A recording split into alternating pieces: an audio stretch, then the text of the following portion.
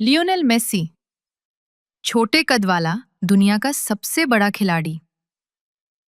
Lionel Messi बचपन में बहुत शांत, शर्मीला और पतला था। 11 साल की उम्र में डॉक्टर्स ने कहा, मेसी के शरीर में ग्रोथ नहीं हो रही, उसे ग्रोथ हार्मोन डेफिशिएंसी है। इलाज बहुत महंगा था। उनके माता-पिता इतने अमीर नहीं थे कि हर हफ्ते के इंजेक्शन का खर्च उठा सकें। लेकिन मेसी का सपना था, फुटबॉल खेलना है, दुनिया का बेस्ट बनना है।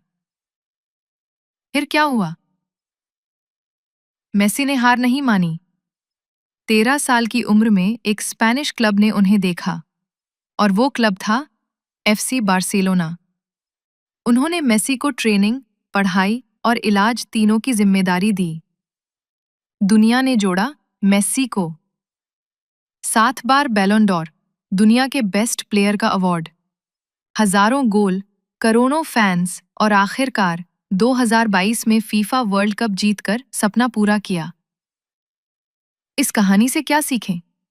कद छोटा हो सकता है, लेकिन सपना कभी छोटा मत रखना।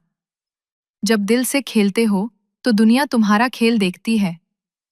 Lionel Messi.